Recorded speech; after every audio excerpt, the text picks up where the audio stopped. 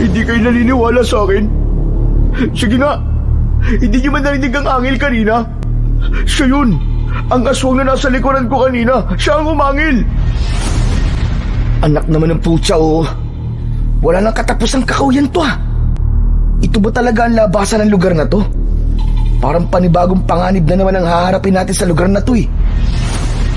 Lahat ng masasamang elemento ay nandito, Esther. Ang medalyon ko, kailanman, hindi pa to nagkamali. Bukod tanging ikaw lang ang hindi naniniwalang may aswang sa lugar na to. Kahit ilang beses na siya nagpaparamdam kanina. Wala na sila. Ang isipin mo yung sarili mo. Dahil iaalay na kita para sa aming Panginoon.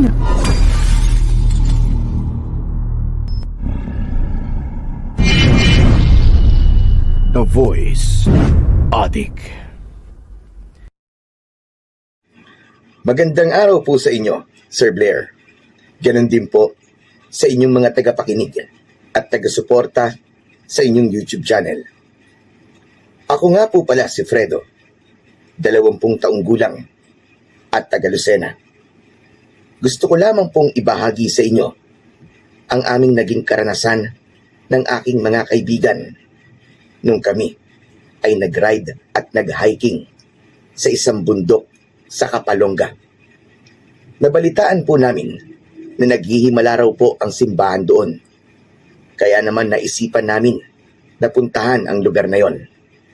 Pero mas nanaig po ang kagustuhan kong umakyat sa bundok upang humanap ng halamang gamot para sa aking ina na may sakit. Bukod pa roon, ay sadyang mahilig po talaga ako sa mga adventure. Kaya lang, mayroon pong nangyari sa amin na nagdulot sa akin ng isang karanasang hinding-hindi ko makakalimutan. Ngunit bago ko po simulan ang aking istorya, nais ko lamang pong ipaalam na ang ilang bahagi ng lugar na aming pinuntahan ay sadya kong binago upang mapanatili ang katahimikan at kaligtasan ng lugar na yon. Ang pagkakatulad ng mga pangyayari ay maaaring hindi po sinasadya at wala po yung kaugnayan sa aking karanasan. Nagsimula po ang lahat sa aming paglalakbay. At ito ang aking kwento. Magandang araw po sa inyo, Sir Blair. Ganon din po sa inyong mga tagapakinig at taga-suporta sa inyong YouTube channel. Ako nga po pala, si Fredo. 20 taong gulang na po ako. Taga Lucena. Gusto ko lamang pong ibahagi sa inyo ang aming naging karanasan ng aking mga kaibigan. Noong kami ay nag-ride at nag-hiking sa isang bundok sa Kapalonga. Nabalitaan po namin na naghihimala daw po ang simbahan doon. Kaya naisipan namin na puntahan ang lugar na yon. Pero mas nanaig po ang kagustuhan kong umakyat sa bundok upang humanap ng halamang gamot para sa aking inang may sakit. Bukod pa roon, ay sadyang mahilig po talaga ako sa mga adventure. Kaya lang, meron pong nangyari sa amin na nagdulot sa akin ng isang karanasang hinding-hindi ko makakalimutan. Ngunit bago ko po simulan ang aking istorya, nais ko lamang pong ipaalam na ang ilang mga bahagi ng lugar na aming pinuntahan ay sadya ko pong binago upang mapanatili ang katahimikan at kaligtasan ng lugar na yon. Ang pagkakatulad ng mga pangyayari ay maaaring hindi sinasadya at wala po yung kaugnayan sa aking naging karanasan. Nagsimula po ang lahat sa aming paglalakbay. At ito ang aking kwento. Maaga pa lang ng araw na yon ay abala na kami sa paghahanda. Nagdala kami ng mga damit, bag, lubid at flashlight. Hindi na kami nagdala ng pagkain dahil marami naman kaming madadaanang karinderya sa aming pupuntahan. Ayos naman ang naging biyahe namin sakay ng aming motor. 4 kaming magkakasama At si Esther ang nangunguna sa amin. Dahil ayon sa kanya, ay taga roon siya. Nagbago ang aming pakiramdam nang sumapit na kami sa malaking kuweba. Tama pa bang dinadaanan natin? Eh di ba? Ito naman na nakalagay sa mapa natin. Pasensya na talaga kayo Hindi ko masyadong kabisado ang lugar. Umaasa lang din ako sa mapa na ibinigay ng matandang na pagtanungan natin. Ano ba? Tama lang nga yung kakahingi mo ng pasensya. Hindi naman tayo maliligaw dahil may mapa tayo eh. Kaya lang naman kayo nagkakaganyan ay dahil nakakatakot ang itsura ng kuweba. Tama si Roland. Wala nang atrasan to at wala nang sisiyan. Kaya mabuti pa, pumasok na tayo sa loob. Pasensya na talaga kayo guys. Ang tungkol lang sa kuweban to ang nalalaman ko eh. Ayos na yun. Sige, tara na. Pumasok na tayo. Pagpasok namin sa loob ng kuweba, ay natuwa na ako sa itsura ng pader nito. Nawala ang kaba na nararamdaman ko. Napansin ko na maraming letra ang nakasulat doon na ayon kay Esther ay makasaysayan daw yun dahil doon daw nagtago ang mga rebelding Pilipino na lumaban sa mga Kastila. Dahil sa kanyang mga istorya, mas lalo akong ginanahan na pasukin ng kuweba at alamin pa ang ibang kasaysayan na nangyari sa lugar na yon. Ang galing no? Inaalagaan talaga nila ang lugar na to. Teka. May kasabihan kami sa lugar namin na kapag makasaysayan ng kuweba, kailangan magsindi raw ng kandila sa loob nito para sa mga kaluluwa na nakulong sa kuweba. Sus, tumigil ka nga, Roland. Paano ka naman magsisindi ng kandila kung wala ka naman dala, di ba? Hoy, meron akong dala no? Boy Scout yata ako. Sus, nagyabang na naman si Payatot. Hay nako, inggit ka lang tamatsoy. Dahil palagi kang walang daladalang armas at umaasa ka lang sa hingi. Hoy, tama na nga yung asaran yung dalawa. Baka mamaya kung saan pa mapunta ang usapan nyo eh. Hindi ko na napigilan si Roland nang halongkatin niya ang kanyang bag. Mula sa loob ay inilabas niya ang kandila sa kasinindihan at iniligay yon sa saig ng kuweba.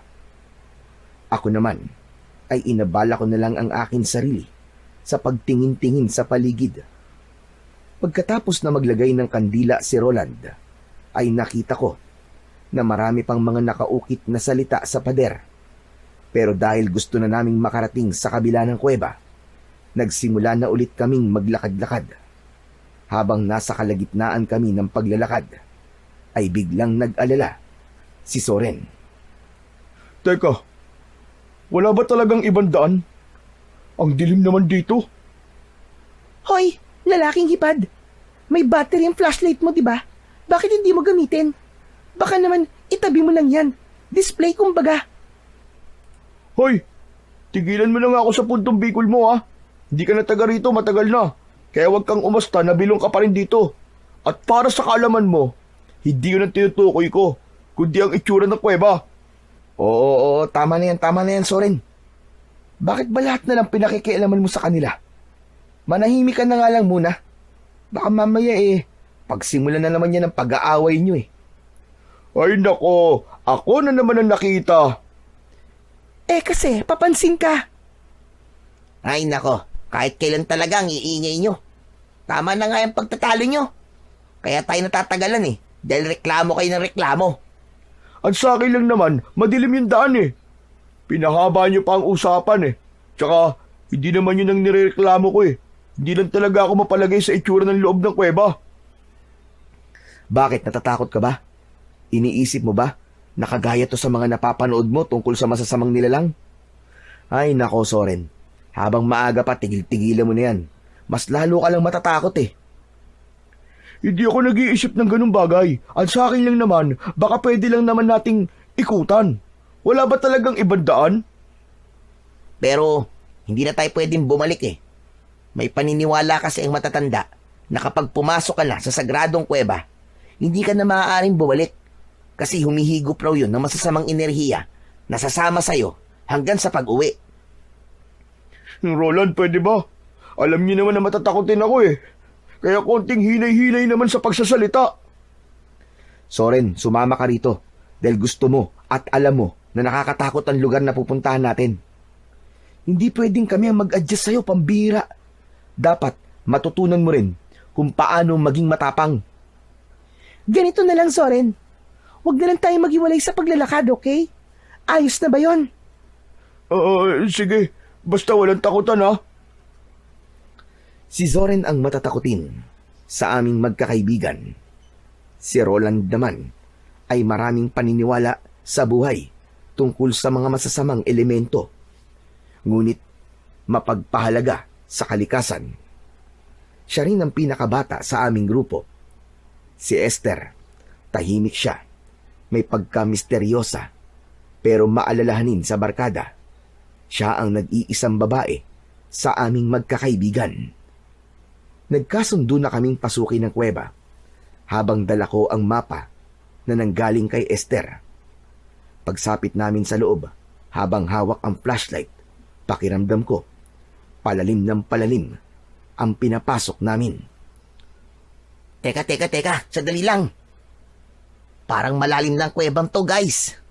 Sigurado ba kayo sa pinapasok natin?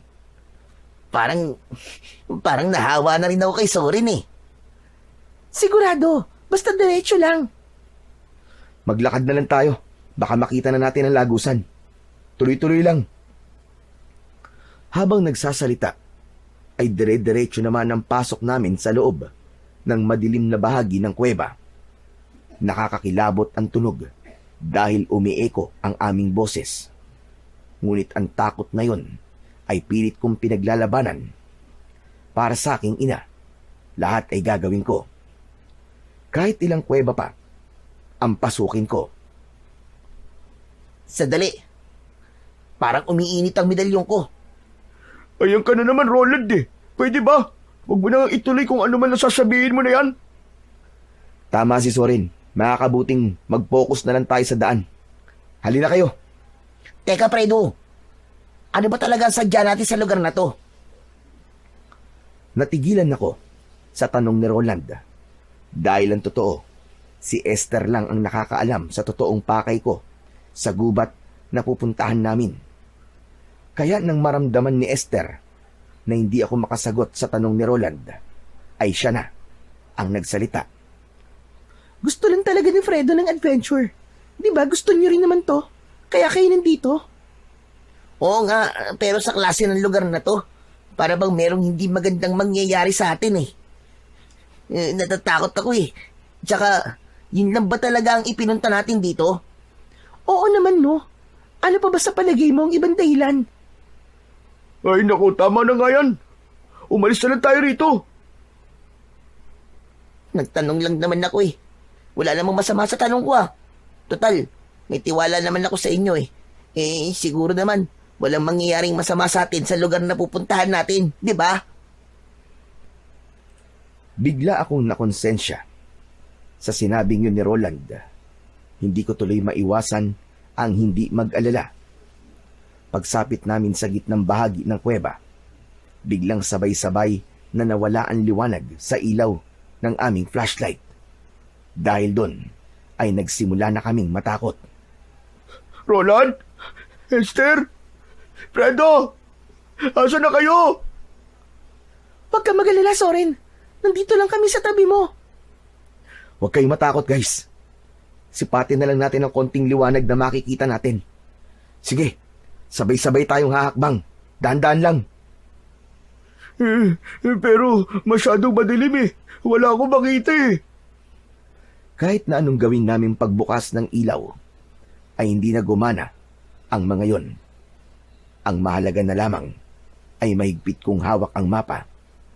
Ako ang nauna sa paglalakad, habang kinakapa ng aking paa ang mabatong saig ng kuweba, habang ang aking mga braso naman ay nakataas. Panay ang wasiwas ng aking mga kamay sa paligid. Fredo, sigurado ka pa ba sa dinadaanan natin? Oo. Hindi ba't ito rin naman ang sinabi sa atin na napagtanungan natin kanina? Tsaka kalma lang. Makakalabas din tayo rito. Diyos ko naman. Huwag na nga kayo magsalita. Kanina pa tumatayo mga balahibo ko sa katawan eh. Awat na, pwede ba? Tahimik na lang. Ako ha, nahihiwagaan na ako sa pagiging matatakotin mo, Zoren. Ano ka ba? Bakla? Bakla ka dyan. Dalawa nga ang nobya ko eh. Sus, baka palusot mo lang yun, no? Para hindi ka paghinalaan na bading. Habang nag-aasaran, sina Zoren at Esther ay bigla kaming nakarinig ng malakas na pag-angil sa hulihan ng aming daan. At sa pagkakataong yon, biglang sumindirin ng ilaw ng aming flashlight. Nagulat din kami sa biglang pagsigaw ni Zoren. Aswang! May aswang sa likuran ko! Parang kidlat na tumakbo ng mabilis si Zoren. Iniwanan kami at dahil sa nakakatakot na sigaw na yon ng aming kaibigan, natakot na rin kami at sumigaw ng malakas habang tumatakbo pasunod sa kanya. Pagdating namin sa labas ay hindi pa rin tumitigil si Zoren sa kanyang pagsisigaw. Aswang! May aswang sa loob! Zoren, tama na! Walang aswang, ano ka ba? Kita-kita ko, may aswang sa lugar na yon. Nakita ng dalawang mga mata ko. May babae doon. Natanggal ang kanyang mga mata. Maniwala kayo, nakita ko talaga. Zoren, huminahon ka nga muna. Walang aswang, ano ka ba? Walang aswang sa lugar na to. Makinig kayo. Totoo nakita ko. Isa siyang kampo ng kadiliman. Dahil bukod sa kanyang naaagnas na muka, may dalawa rin siyang sungay na kasing haba ng sungay ng kalabaw. Zoren, pwede ba? Tama na. Tinatakot mo lang ang sarili mo eh. Esther, Fredo, maniwala kayo sa akin oh. Mayroon talaga akong nakita. Hindi ako maaaring magkamali. Nasa likod ko siya kanina. At tinawakan niya ang braso ko. Tumahimik ka nga muna. Tama na yan. Pagmasdan niyo ang lugar na to. Tignan niyo ang labas ng kuweba. Saka lang namin naalala na nasa labas na kami ng kuweba. Sabay-sabay naming tinignan ng lugar at tumambad sa aming paningin ang halos pare-parehong sukat ng matataas na puno ng kahoy. Payat na may mga orkidyas na nakadikit sa bawat balat. Madilim rin ang bahagi ng lugar na yun. Ngunit ang mas nakakatakot sa lugar ay ang larawan na nakaukit sa pader ng kuweba. Isang nilalang na ulo ng kalabaw, pero tao ang muka. Nagkatinginan kami ni Esther dahil tugmayon sa itsura na sinasabi sa amin ni Zoren. Si Esther ang bumasag ng aming katahimikan. Ah, alam ko na. Kaya ka nagsasabing may aswang, baka nakita mo lang ang mga larawan na yan. Panakot lang yan sa daga, no? Para hindi nila sirain ang alay ng mga tao na pumupunta sa kuweban to. Tsaka, hindi yan totoong aswang. Iginuhit lang yan talaga sa pader. Hindi kayo naniniwala sa akin? Sige nga. Hindi niyo man narinig ang angel kanina? Siya yun. Ang aswang na nasa likuran ko kanina. Siya ang umangil. Parang gusto ko na rin maniwala kay Zoren. Pero wala naman talaga akong nakita na nilalang sa likod niya kanina. Kaya hindi ko na napigilan ang hindi magtanong kay Esther. Bilang pagpapanatag ng loob naming lahat. Teka, ano bang klaseng lugar to, Esther? Bakit dito tayo napunta? Eh di ba ang sabi ng matanda? Ilog ang kabila ng kuweba. Oo nga, pero bakit kakawiyan na nandito? Malayo sa itsura ng mapa. Sinasabi ko sa inyo, may mali talaga sa lugar na to. Pwede ba tumahimik ka muna, Zoren? Pati ako naguguluhan na rin sa'yo eh. Paano kung tatahimik, Fredo? Sige nga. Ikaw ang nagdala sa amin dito, di ba? Kayong dalawa ni Esther na nagplano nito. Tama na nga, Zoren. Huwag muna tayo mag-isip ng kung ano-ano sa lugar na to. Aaminin ko na hindi ko rin alam kung bakit nagkaganito ang lugar na to.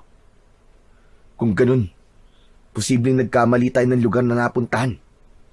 Paano naman ang mapa na to, di ba? Dito lang tayo nagkamali sa lagusan ng kuweba eh. Pero ang lahat ng dinaanan natin bago makarating dito ay tama sa lokasyong nakalagay sa mapa. Baka naman nagkamali tayo ng daan, tol. Isa pa, nabura na ang ibang mga detalye sa mapa, di ba? Kaya hindi pa rin tayo nakasigurado kung tama itong binabagtas natin. Nang mga sandaling yon, ay bumundol na ang kaba sa aking dibdib. Lalo pa at wala kaming ibang nakitang daan. Panay puno ang nakaharang sa aming harapan. Kung ganun bumalik na lang kaya tayo. Hindi nga pwede yung ganun. Ano hindi pwede? Natatakot na ako sa lugar na to Tsaka guys, ano ba? Hindi ba't sinabi ko sa inyo kanina? Meron talaga akong nakitang babae. Sinundan niya pa nga ako Bakit ba ayaw niyo maniwala sa akin? Dahil hindi ka panipaniwala. Matatakutin ka Baka ilusyon mo lang ang nakita mo kanina. Namamalikmata ka lang, Soren. Kaya sana tigilan mo na yan. Huwag ka nang dumagdag, please. Ako pa ngayon na huwag dumagdag. Hindi ba't ikaw naman ang dahilan kung bakit tayo nandito sa sitwasyon na to? Pero walang nagpilit sa'yo na sumama sa amin. Pwede ba? Hindi to tamang oras para pag-usapan yan. Huwag na kayo magtalo. Ang kailangan natin ngayon ay makaalis sa lugar na to. Okay na. Ganito na lang. Maglakad pa tayo sa unahan ng lagusang to. Hindi na rin tayo babalik. Kailangan na nating ituloy ito. Tara na. Biglang natahimik ang pangkat namin nang magsimula na kaming maglakad at dumaan sa kakahuyang yon.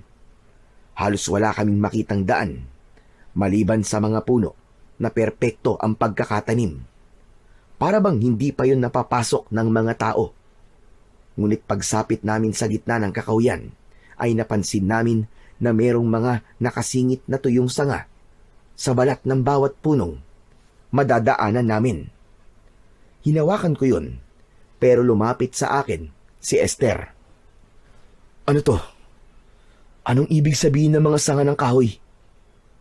Meron pa dito, Fredo! Siguro mga markers yan ng mga taong unang umakit sa bundok na to. Kung sa bagay, ginagawa ko rin yun kapag hindi ako sigurado sa lugar. Palatandaan yan para hindi ka maligaw. Ang ibig sabihin, tama ang sinusundan nating daan sa mapa. Baka masyado lang talaga tayo nagpapa-apekto sa mga sinasabi ni Soren Kaya tayo nag-iisip ng kakaiba Saglit kaming tumigil sa paglalakad at inilinga namin ang aming paningin sa paligid. Sinubukan ko na baka meron akong makitang halamang gamot na makapagpapagaling sa sakit ni nanay. Ang sabi ng matanda na napagtanungan kasi namin, ang kakaibang turmeric o luyang dilaw ay may mabisang gamot sa kanser. Ngunit ang turmeric na hinahanap namin ay kadalasan na tumutubo sa gitna ng kagubatan. Tuloy lang tayo, guys. Nandito na rin naman tayo Wala nang atrasan to. Hindi ba't ganito naman talaga ang adventure? Naunang naglakad si Esther. Kasunod, ang dalawa na panay ang hampas ng kahoy sa mga halaman na nadadaanan namin. Samantalang ako naman ay pinagmasdang mabuti ang bawat palatandaan na nakikita ko sa katawan ng bawat puno. Saka ako sumunod sa kanila habang panay ang linga sa paligid. Teka, sandali lang. Kung marker ng mga hiker ang mga nasa sanga na yan, bakit halos lahat ng puno ay merong marker? Oo nga, no? Mukhang hindi marker ang mga yan, Esther. Lumapit si Esther sa mga puno at nag-aalalang napatingin sa aming tatlo. Pasensya na kayo. Hindi rin ako sigurado sa nakikita natin Ano? Ang ibig mo sabihin hindi ka na sigurado sa daan natin? Oo pasensya na. Lintik na! Yan ang nga ba sinasabi ko Bakit hindi mo naman kagad sinabi? Teka. Hindi ba't nanggaling na tayo rito kanina? Kaya nakita na naman natin ang mga palatandaan na yan. Saka lamang namin napansin na tama nga ang sinabi ni Roland. Kaya bumalot na ang takot sa aming dibdib. Esther, paano mo ipapaliwanag to? Hindi na tayo sigurado sa lugar na to. Hindi na nga natin makita ang daan pabalik sa kuwebe. Diyos ko naman, paulit-ulit kayo. Di ba ang sabi ko, hindi na ako sigurado sa daan na to. Ang kulit nyo naman Natatakot na rin ako, guys. Tsaka, wag na kayo magalit sa akin. Kasama niyo naman ako maliligaw, di ba? Hindi ko alam kung magagalit ba ako o maiinis sa katwiran na yon ni Esther. Pero kahit na anong sabihin namin at gawin, ako pa rin ang may kasalanan dahil ako ang totoong dahilan kung bakit kami nalagay sa sitwasyon na yon. Sandali, sandali! Anak ng putya, yung medalyon ko nawawala. Tulungan niyo ako, guys. Hanapin natin yung medalyon ko. Pabayaan mo na medalyon mo, Roland. Umalis na tayo rito. Mas mahalaga pa ba yun sa buhay natin? Oo, dahil importante yun sa akin. Hindi pwedeng mawala yun. Dahil yun na lamang ang alaala sa akin ni Lola. Fredo, samahan muna natin si Roland. Hanapin natin ang medalyon niya. Kung sa bagay, baka nahulog lamang yun sa kung saan. Kung marami tayong maghahanap sa medalyon, mabilis natin yung makikita. Kailangan mahanap natin yun. Dahil malaki ang maitutulong nun sa paglalakbay natin. Lalo na ngayon na nasa kakaibang lugar tayo. Agad kaming bumalik sa lugar na dinaanan namin kanina. Habang nakatungo kami sa lupa, maya-maya pa ay nakita rin ni Roland ang kanyang medalyon. Eto na, guys, nakita ko na. Salamat naman. At hindi tuluyang nawala. Lumapit kami sa kanya at nakita namin na naputol ang tali nun. Kaya lang, bigla kaming natigilang lahat nang marinig namin ang huni ng mga langaw sa hindi kalayuan ng aming kinatatayuan. Sinundan namin ng tingin ang pinagkakaguluhan ng mga langaw. Ganun na lamang ang sigaw naming magkakaibigan nang makita namin ang isang naaagnas na bangkay ng tao. Halos wala nang natirang laman na bumabalot sa bungo nito. Nakanganga ang bibig nito. Wasak ang tiyan at may lumalabas na mga uod. Diyos ko! May patay! May patay! Takbo na! Sandali, sandali! Hintayin niyo ako! Hoy! Dahil sa nakita namin, wala na kaming pakialam kahit saan pa kami makarating. Halos banggain naming lahat ang mga halaman na nakaharang sa daraanan namin. Hanggang sa makarating kami sa gilid ng kalsada. Makipot at mabato ang daan na yon. Kahit papano ay nakahinga kami ng maluwag. Kalsada na to, guys. May kalsada na rito. Ibig sabihin, may labasan na to. Makakauwi na tayo. Anong lugar kaya to? Teka, parang wala namang mga bahay na nakatayo rito ah. Sandali, tignan niyo guys. May nakasulat sa kahoy. Ayun oh. Binasan ni Roland ang nakasulat sa signboard na gawa sa tabla, habang kaming lahat ay doon na rin nakatingin. Sitio Maligaya. Pambihirang pangalan naman yan, oo. Anong maligaya ba ang pinagsasasabi ng signboard na yan? Nakakatakot nga ang lugar na to eh. Hindi ko rin alam ang lugar na to. Teka, ayun oh. May bahay sa bandaron. Halina kayo, magtanong tayo doon. Teka, karinderya yan ah. Ang lupit naman ng lugar na to. Karinderya? Sa gilid ng kalsada na walang nakatirang tao? Ano ka ba naman, Zorin? Baka karinderya yan para sa mga sasakyan dumaraan dito. Magpasalamat na lang tayo dahil kahit papano may mapagtatanungan tayo. Magpasalamat. Magpasalamat saan? Na nakakita tayo ng naagdas na bangkay? Anak ng tutya ko. Baka nga sila pa pumatay sa taong yun eh. Huwag na lang tayong tumuloy dyan, Fredo. Huwag na tayong lumapit sa kanila. O sige, pero pupunta pa rin tayo. Pero saka na tayo magtatanong. Ginutom kasi ako eh. Wala nang nagawa ang mga kasama ko dahil nakaramdam na rin pala sila ng gutom. Pansamantala ay nawala ang takot namin habang nilalapitan namin ang karinderya. Nasa liblib na lugar ito at merong mga puno sa paligid. Maayos naman ang itsura. Mukhang malinis naman. Kaya lang, napaisip kami kung kakain ba kami roon dahil naalala namin ang nakita naming katawan ng tao. Mukhang okay naman ang pagkain ah. Saka, gutom na talaga ako eh. Talo-talo na to. Ano sa palagay nyo? Ako rin. Bigla akong nagutom nang maamoy ko ang singaw ng pagkain. Kayo na lang sigurong kumain, guys. Inaayos ko pa tong medalyon ko eh. Dahil naputol yung tali. Kakain na rin ako. Mukhang masarap eh. Huwag na muna tayo mag-isip ng kung ano-ano ha.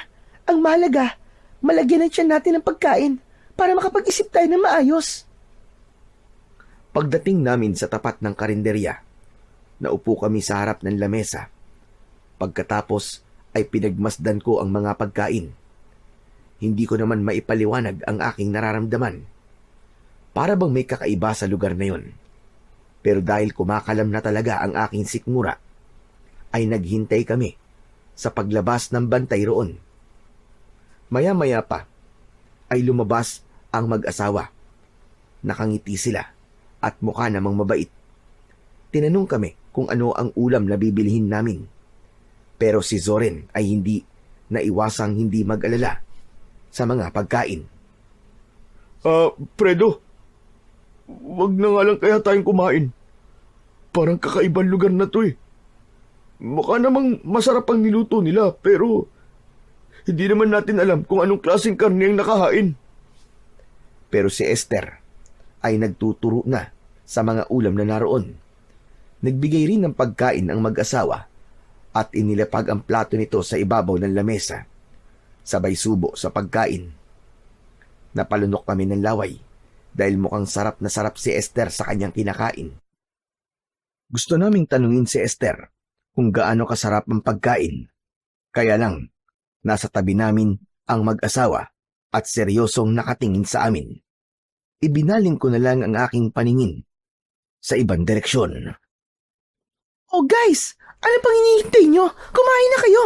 Napakasarap ng bopis at dinuguan. Grabe! Nang sabihin yun sa amin ni Esther, mas lalo kong nakaramdam ng gutom. Habang nakatingin kami sa pagkain ng dalaga, dahil sa sobrang sarap ng lasa, kinamay ni Esther ang pagkain. Inalok kami nito, ngunit sunod-sunod ang aming pag-iling. Kalalaki niyong tao nga arte nyo. Akala ko ba'y nagugutom kayo? Oh, bakit nakaupo lang kayo riyan? Sayang ho, hindi nyo matitikman ng pagkain to kung gaano kasarap. Muli akong tumingin sa mukha ng mag-asawa. Sa pagkakataong yun, hindi na sila nakangiti. Matatalim ang kanilang tingin na para bang sinusuri kami. Lalo na nang gumawi ang kanilang paningin sa kinauupuan ni Roland. Naabala pa rin sa pag-aayos ng nasira niyang medalyon. At dahil doon, hindi ko na napigilan ang hindi magtanong tungkol sa pagkain. Masarap naman po sana ang pagkain ng karne. Kaya lang wala po bang gulay? Panay karne po kasi ang nakalabas eh. Hindi sumagot ang mag-asawa. Nanatili lamang silang nakatayo na para bang may iniisip. Muli kong tinignan si Esther at halos maubos na niya ang pagkain. At kahit gutom ako ng mga oras na yon, ay napilitan na rin akong tumayo at hindi na kumain. Ang daya niyo naman. Ako lang ang kumain. Bahala nga kayo. Sige kayo, malayo pang lalakbayin natin. Baka magutom kayo sa daan. Alalahanin nyo na kailangan natin hanapin ang motor nyo para may magamit tayo sa pag-uwi. Magbayad ka na lang, Esther. Aalis na tayo rito. Hindi na maganda ang pakiramdam ko sa lugar na to eh. Ale, may iba po bang daan sa lugar na to? Tsaka, anong lugar po ba tong tinutumbok ng kalsada na to? Nagkibit balikat ang mag-asawa sa tanong na yon ni Zoren. Hindi pa rin sila nagsasalita ni hindi tumingin sa amin ng diretsyo. Maliban kanina, wala na akong narinig na ibang salita mula sa bibig nila. Pero nahuhuli ko sila na nagkakatinginan sa kamuling titingin sa babaeng kasama namin. Bigla tuloy akong nag-alala at sinuri si Esther. Naisip ko na baka merong bagay na inilagay ang mag-asawa sa pagkain ng kaibigan ko.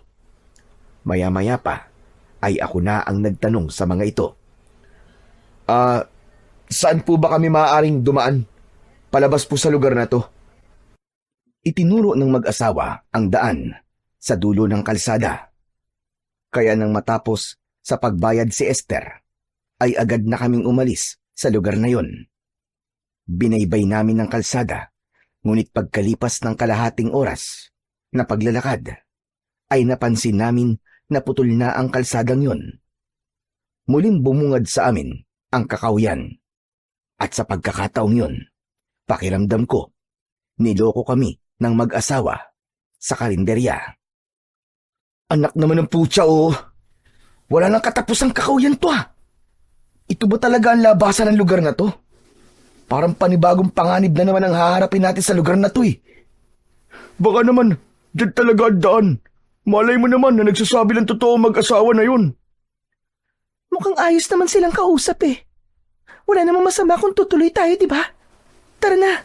Kailangan natin tawirin ang kakawiyang yan. Nakakapagod na kung babalik pa tayo. Sigurado ka ba, Esther? Hindi ako sigurado. Pero gusto kong subukan. Para makaalis na tayo sa lugar na to. Teka. Bumalik na lang kaya tayo. Ano? Seryoso ka ba, Roland? Hindi na. Kailangan natin sumugal sa daan na to. Mas mahihirapan tayo kapag inabutan tayo ng pagdilim sa daan. Hindi na kami nakatutol sa gusto ni Esther dahil nauna na siyang maglakad papasok sa loob ng kakawyan. Muli kaming pumasok sa gubat habang malakas ang kaba sa aking dibdib. Habang naglalakad kami, ay biglang bumuhos ang malakas na ulan. Dahil doon ay nahirapan kaming makita ang daan kung saan-saan kami nagsususuot ng walang tiyak na pupuntahan. Lagot na! Nabasa na ang mga bag natin! Maghanap na lang tayo ng pwede natin masilungan. Inilinga namin ng paningin sa paligid, ngunit wala kaming nakita roon na pwede naming masilungan. Mas lalong lumakas ang ulan, kaya nahirapan kaming pasukin ang kakawyan. Bukod pa roon, ay madulas at maputik pa ang daan. Maglakad pa tayo, guys. Baka may makita tayong bahay sa lugar na to na pwede nating hingan ng tulong. Wala kaming imikan na sinuong namin ang malakas na ulan. Nagpatuloy kami sa paglalakad hanggang sa makarating kami sa kinaroroonan ng malaking bato. Habang tumatagal ay mas lalo naming nararamdaman ang takot. Aray! Ang talampakan ko! Ang sakit! Oh, napano ka, Roland? Ano nangyari sa'yo? Natinik ako. Naku po, dumugo yata. Bakit kasi dito pa tayo nagpunta eh? Mukhang mas lalo tayong mahihirapan sa daan na to eh. Ayan ka na naman sa pagsisimula na pagtatalunan natin eh. Magdahan-dahan ka na lang kasi sa paglalakad. Eh di ba? Plano niyo naman to. Ang hirap kasi sa inyo eh. Hindi niyo iniisip kung ano ang mangyayari. Basta sugod lang kayo na sugod. Pasensya na. Ako talaga may kasalanan. Huwag mo nang sisihin si Esther, Roland. Huwag kayo mag-alala. Makakauwi rin tayo ng ligtas. Kaya huwag na kayo magsisihan. Kailangan lang natin makalabas dito. Aba, dapat lang. Gusto ko pang mabuhay, no? May pamilya pa ako naghihintay sa akin. Sasagot pa sana ako kay Soren nang mahagip ng paningin ko ang isang malaking aso na nakatayo sa unahan ng aming daan. Kahit malakas ang ulan, ay baliwala sa aso ang pagtama ng tubig sa katawan nito. Bigla akong natigilan dahil ngumisi yun na para bang may tumutulo pa na malapot na laway sa bibig nito. Kasunod ng pag-angil habang humahakbang papalapit sa amin. Guys, may aso, humanda kayo. Sa tingin ko asong ligaw yan. Diyos ko, mabangis na hayop yan. Delikado tayo. Baka atakihin niya tayo. Dahil sa sinabi ni Roland, napaatras kami ng hakbang papalayo sa aso. Umangil ang hayop habang nakatingin sa amin. Kasunod, nang mataas niyang pagtalon papunta sa aming kinaroroonan. Inatake niya kami. Malakas kaming napasigaw. Wala kaming inaksayang oras. Tumakbo kami ng mabilis at hindi pinansin ang malakas na ulan. Kahit nakikita namin na hinahabol kami ng asong gubat, hindi kami naghiwalay. Tinahak namin ang daan, papasok pa sa loob ng kakawyan. habang habol namin ang sarili naming hininga. Bilisan yung tumakbo, guys! Lalapain tayo ng hayop na yan! Walang ibang naririnig na salita sa bibig ng mga kasama ko, kundi ang malakas na sigaw ng paghingi ng tulong. Umakyat kami sa mataas na lugar para hindi kami maabutan ng asong gubat. Wala na kaming pakialam kung saan kami makarating. Ang mahalaga ng mga sandaling yun ay makatakas kami mula sa aso na humahabol sa amin. Maya-maya pa ay nakarinig kami ng lagabog ng katawan na bumagsak. Nakita namin na nadapa na pala si Esther at naiwan namin siya. 5 dipa ang layo namin sa kanya, habang ang asong gubat ay nasa paanan ng dalaga. Nagulat kaming lahat nang biglang kinagat ng aso ang binti ni Esther. Napasigaw siya sa labis na sakit.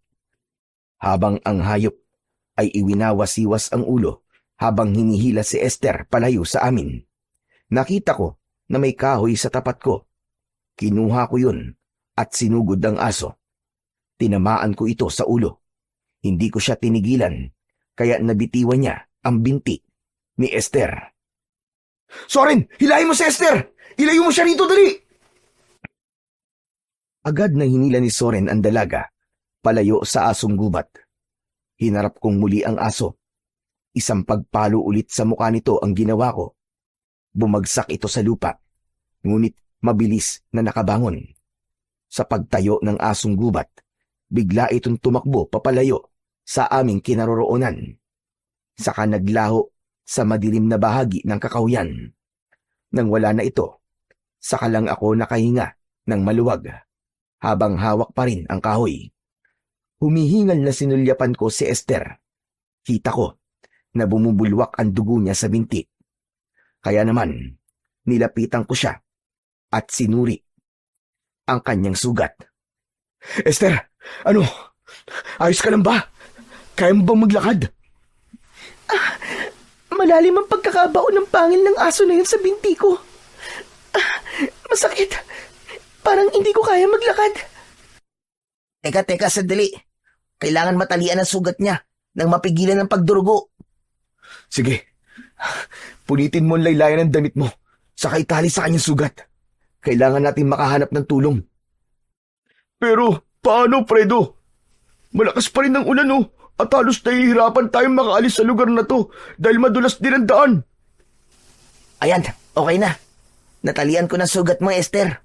Ang kailangan na lang nating gawin ay maghanap ng masisilungan. Pero, ang sakit pa rin ng binti ko. Hindi ko kaya maglakad.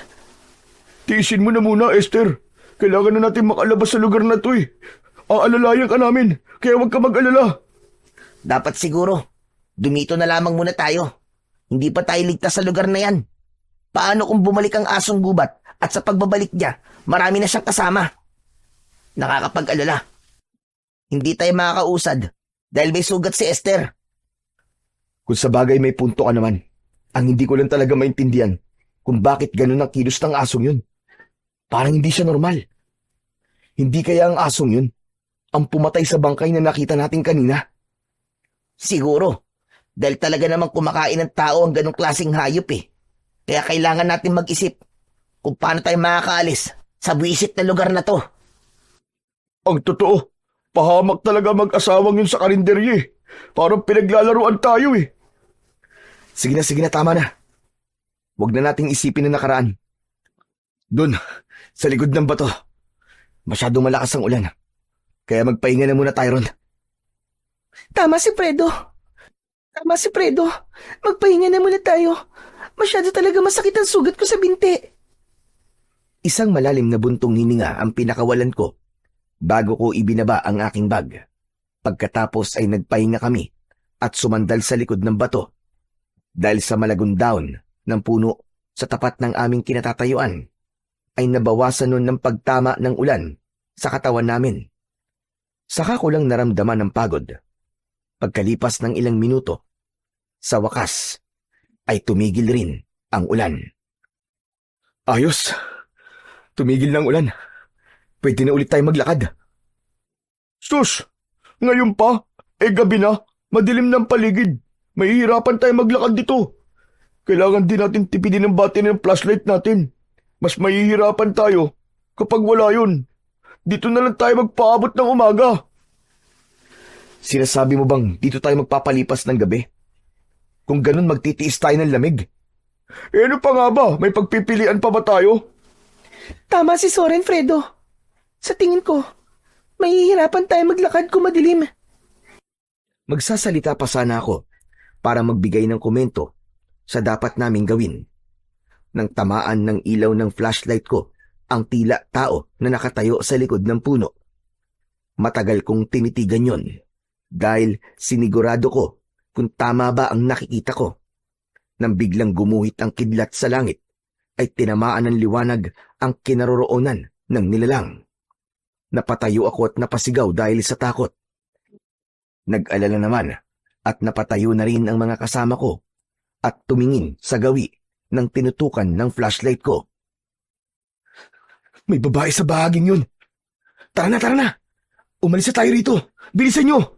Hindi tayo nag-iisa sa lugar na to. Kasunod ng pagmamadali kong umalis, ay sumigaw na rin si Soren. Takot na takot siya habang natataranta na dinadampot ang mga gamit. Nandito siya. Nakasunod siya sa atin. Yung babae sa kuweba, maniwala kayo. Nasa paligid lang natin siya.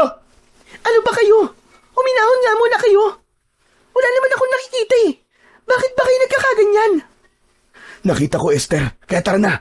Umalis na tayo rito. Totoong sinasabi ni Soren. May nakasunod sa atin. Halos buhatin namin si Esther. Makaalis lang sa lugar na yon. Sumasabay pa sa amin ang malakas na pagguwit ng kidlat, pati na ang pagdagundong ng kulog sa paligid. Nanginginig kami sa takot.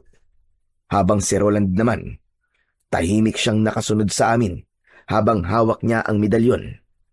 Panay ang linga niya sa amin at sa paligid. Umaasa kami sa liwanag ng aming flashlight. Nang mga oras na yon, ay nagsisimula na akong magsisi. Lalo na nang makita ang paghihirap ng aking mga kaibigan. Ipinagdasal ko sa Panginoong Diyos na sana ay hindi niya kami pabayaan habang tinatahak namin ang daan at nakaalalay kami kay Esther. Narinig namin ang kaluskos sa paligid, pati na ang pag-angil ng hindi nakikitang nilalang. Halos mabingi kami sa tibok ng aming puso.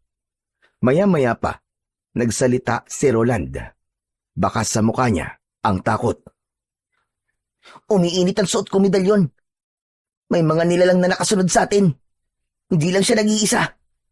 Kailangan natin bilisan, guys. Maghanap tayo ng kahoy na maaari nating gamitin laban sa kanila. Bilisan na natin ang paglalakad, Esther. Tiisin mo muna ang sakit. Hindi tayo maaaring manatili rito. Dahil sa pagmamadali namin at pagtago sa mga kakahuyan, nawala pansamantala ang pag-iinit ng medalyon ni Roland. Indikasyon yun na hindi na kami hinahabol ng nilalang. Kaya nang humantong kami sa isang bahagi ng gubat na merong malawak na damuhan, naisip namin na magpahinga.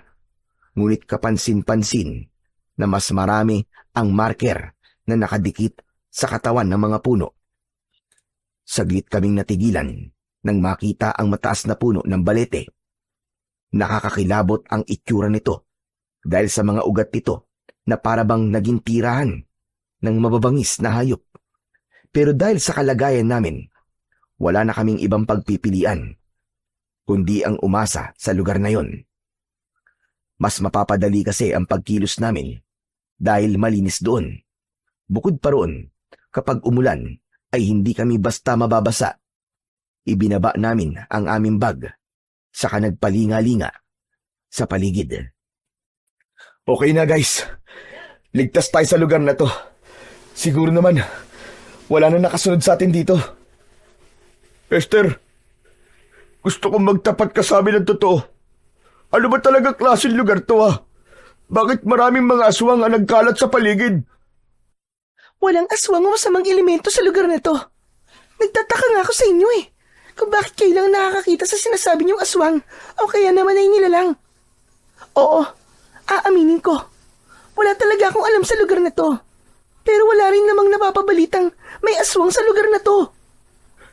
Pero paano may papaliwanag ang aswang kanina, ha? At yung aso na umatake sa'yo? Wala nga akong nakitang aswang kanina. Bakit ba ang kulit nyo? At yung tungkol naman sa asong gubat na yun, normal lang yun na may ganong klaseng hayop sa gubat. Huwag nyo nga bigyan ng dahilan ng mga nangyayari. Lahat ng masasamang elemento ay nandito, Esther. Ang medalyong ko. Kailanman, hindi pa to nagkamali. Bukod tanging ikaw lang ang hindi naniniwalang may aswang sa lugar na to. Kahit ilang beses na siya nagpaparamdam kanina. Nasaan nga? Nasaan nga ang sinasabi niyong aswang? Wala naman, di ba? Kung may aswang, di sana umatake na siya kanina. Kaya lang naman ako nanahimik sa mga pinagsasabi niyo dahil masakit na masakit ang binti ko. Kung ayaw mo sa amin maniwala, ikaw ang bahala. Roland, sa lugar ba na to, nararamdaman mo pa rin ang presensya ng aswang? Hindi na. Wala nang pag-iinit sa aking medalyon. Ngunit ang nakita natin na babae kanina, hindi ko alam kung anong uri siya ng elemento. Kaya hindi rin ako sigurado kung aswang ba siya o engkanto. Kung wala na, dito na tayo magpahinga. Napapagod na rin ako. Tsaka kung pwede, huwag na natin pag-usapan yon. Inilabas ko sa aking bag ang 2 tent. Pagkatapos namin na maikabit ang tent, ay nagpahinga na kami sa loob habang nakikiramdam sa paligid. Kinabukasan ay nagising kami sa isang malakas na sigaw ni Roland. Fredo! Fredo, bilisan nyo! Dali! Tignan nyo!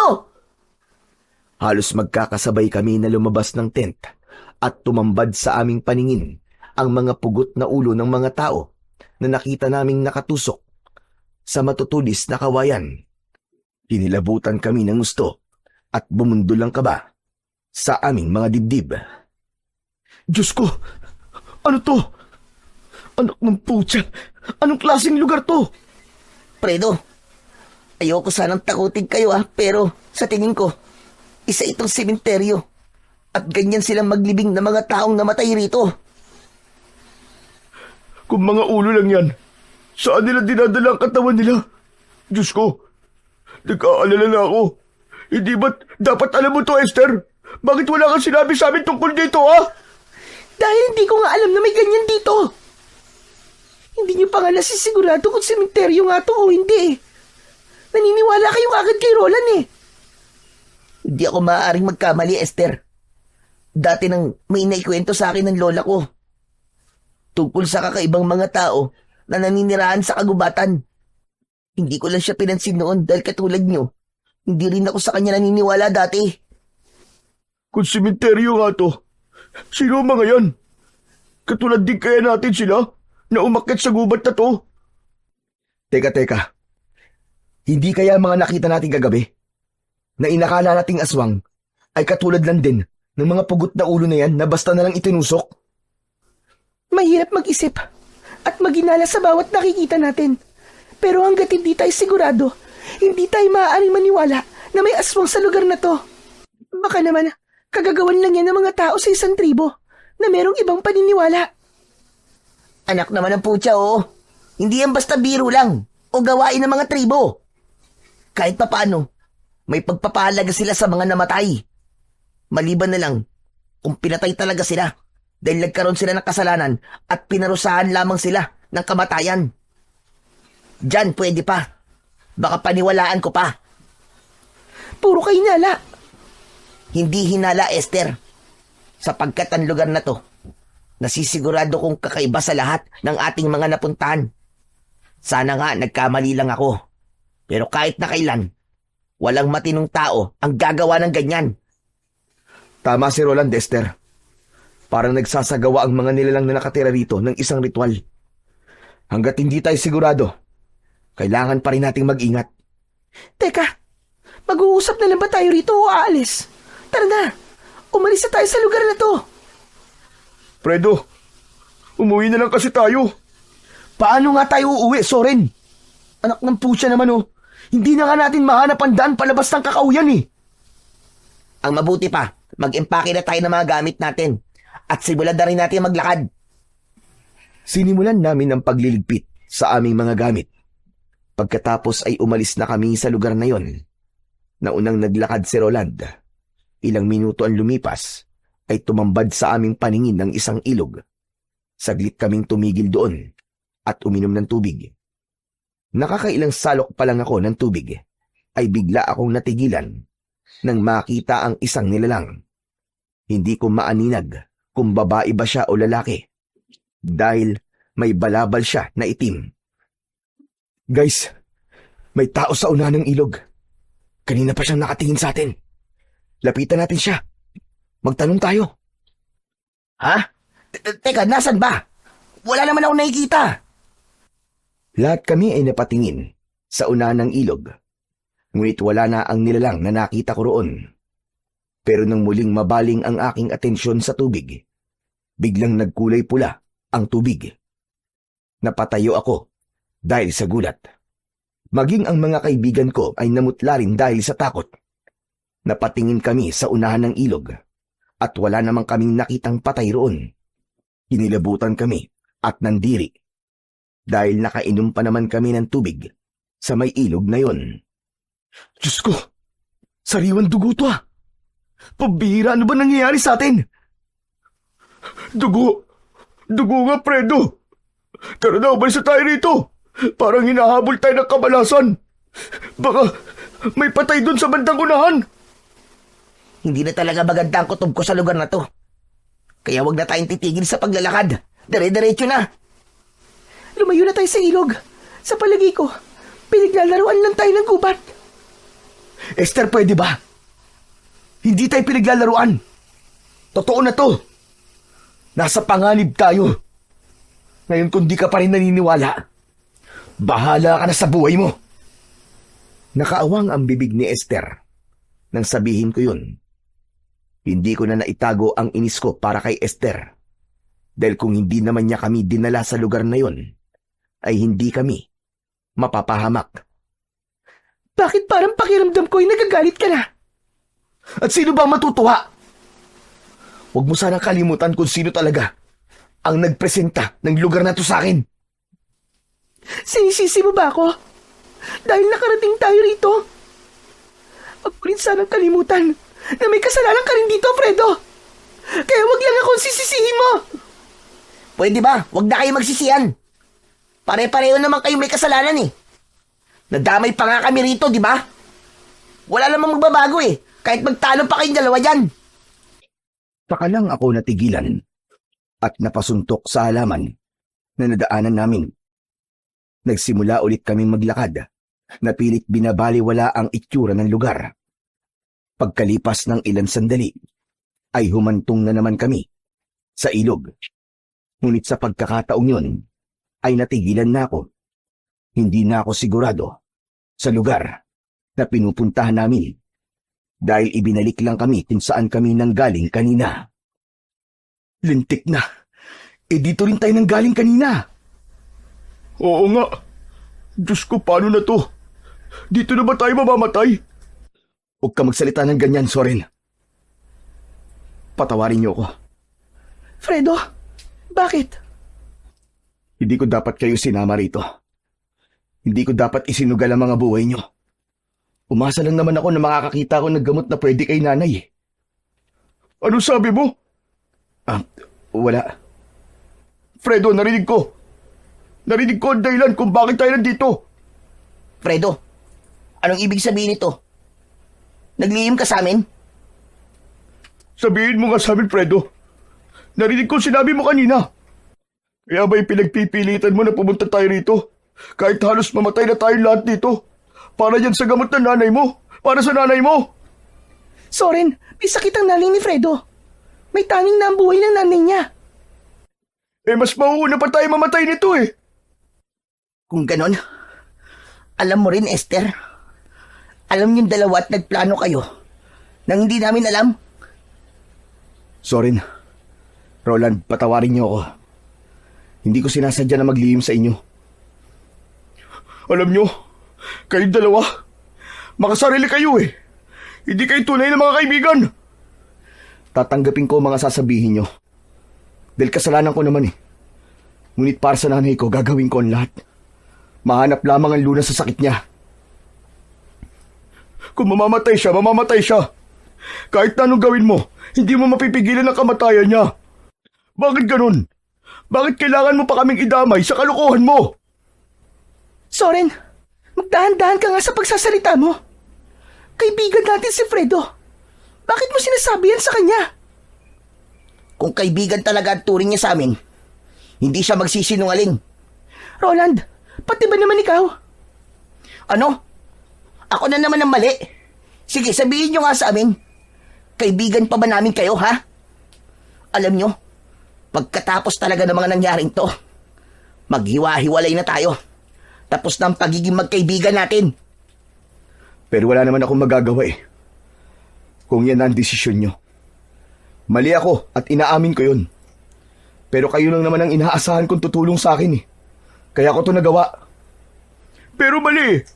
Dahil sa umpisa pa lang niloko mo na kami. Lalo-lalo ka na, Esther. Magsama kayong dalawa. Total, palagi naman siyang kinakampihan mo eh. Magkasabwat pa kayo.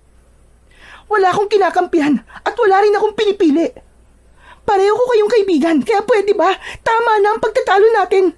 At simulan na natin na hanapin ang daan. Dahil sa galit, ay naunang naglakad sina Soren at Roland. Iniwan kami ni Esther na dismayado sa mga nangyari.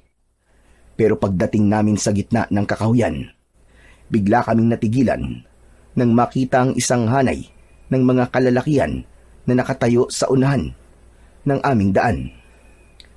May mga dala silang sibat habang nakangising umaangil na parabang mga gutom. Hindi sila nagsasalita, ngunit tumutulo ang kanilang malapot na laway.